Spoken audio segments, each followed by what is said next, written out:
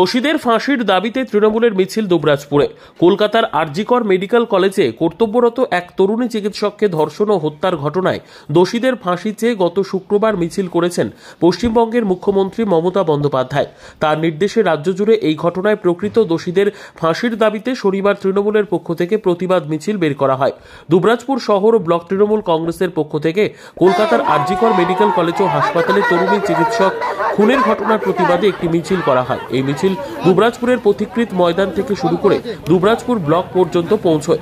মিছিলে হাজির ছিলেন বীরভূম জেলা তৃণমূল কংগ্রেসের সহ সভাপতি মলয় মুখার্জি, দুবরাজপুর ব্লক তৃণমূলের যুগ্ম আহ্বায়ক রফিউল হোসেন খান, শহর তৃণমূল সভাপতি স্বরূপ আচার্য, দুবরাজপুর পৌরসভার পৌরপ্রধান পীযূষ পাণ্ডে, জেলা পরিষদের সদস্য মুনমুন ঘোষ, দুবরাজপুর পৌরসভার কাউন্সিলর এবং দুবরাজপুর ব্লকের সদস্য সহ তৃণমূল কংগ্রেসের কর্মীরা। আজকে আমাদের যে আরজি করে যে আমাদের মহিলা ডাক্তারকে নির্যাতন করে খুন করা হয়েছে, তারই প্রতিবাদে আজকে আমাদের এই প্রতিবাদ মিছিল।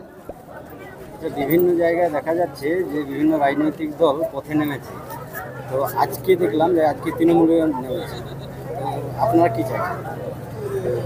মমতা বন্দ্যোপাধ্যায় প্রথম দিন থেকেই এই যে আরজি করে ঘটনা ঘটেছে এবং প্রথম দিন থেকেই উনি সাথে আছেন এবং প্রথম দিন থেকেই উনি বলেছেন যে দোষীর সর্বোচ্চ শাস্তি যেটা ফাঁসির দাবি উনি রেখেছেন। অতএব তৃণমূল কংগ্রেস সব সময়ই পাশে আছে, আর অন্যান্য যে রাজনৈতিক দলগুলি আছে তাদেরকে তো খুঁজে পাওয়া যায় না, এবং তারা বাংলাকে অশান্ত করার জন্য শুধুমাত্র কিছু জুনিয়র ডাক্তারকে নিয়ে আপনারা দেখেছেন যে আরজি করে সেই দিন রাত্রেবেলায় যে বিশাল তাণ্ডব চালিয়ে যে বিভিন্ন ক্ষতি করা হয়েছে, তাদের সাধারণ মানুষ কতটা ক্ষতিগ্রস্ত হয়েছে, তাদের যে পরিষেবা বন্ধ হয়েছে।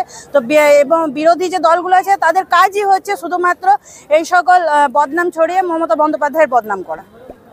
আজকে আপনারা কোথা থেকে কথা হচ্ছে? আজকে আমরা আমাদের এই মিছিল পথিকৃত ময়দান থেকে শুরু করেছিলাম এবং সেটা আমাদের আজকে ব্লক প্রাঙ্গণে এসে আমরা শেষ করলাম।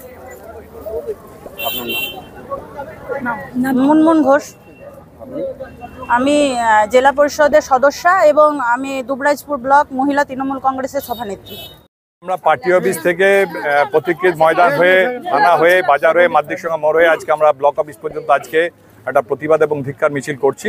কারণ আপনারা জানেন এটা রাজ্য সরকার রাজ্যের কর্মসূচি, সারা রাজ্য তৃণমূল কংগ্রেস কমিটি থেকে এই প্রোগ্রামটা নেওয়া হয়েছে। আজকে সারা বাংলায় সমস্ত ব্লকে সমস্ত পৌরসভা এলাকায় এই বিক্ষোভ মিছিল আজকে হচ্ছে।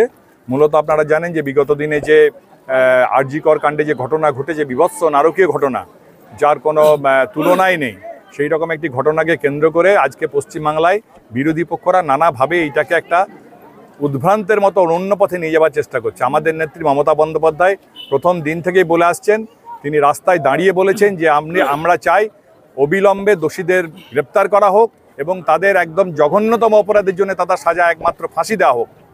আমরা কোথাও কোনো দোষীদের আটকাবার চেষ্টা করছি না, কোথাও কোনো দোষীকে রাজনৈতিকভাবে আড়াল করার চেষ্টা হচ্ছে না।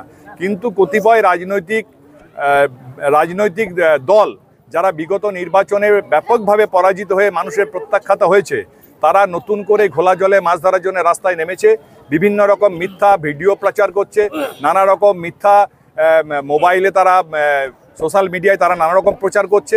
আমরা চাই মানুষ রাস্তায় নামুক, আমরাও রাস্তায় নেমেছি, আমরাও চাই মানুষের উপযুক্ত তারা সাজা পাক, যারা দোষী, যারা অন্যায় করেছে, যারা ধর্ষক, যারা খুনি, তারা অবিলম্বে তাদেরকে সাজা দেওয়া হোক এবং সাজাটা আমরা চাই যে সর্বোচ্চ সাজা এবং তাদেরকে ফাঁসি দেওয়া হোক। মমতা বন্দ্যোপাধ্যায় বলেছিলেন প্রথম দিন থেকে সিবিআইকে দেওয়া হোক, যদি দেওয়া হয় তখন আপত্তি নেই। আজকে সিবিআই তদন্ত করছে, আমরা চাই সিবিআই অবিলম্বে সমস্ত দিক খতিয়ে দেখে যত তাড়াতাড়ি সম্ভব দোষীদের গ্রেপ্তার করুক এবং সাজার ব্যবস্থা করুক।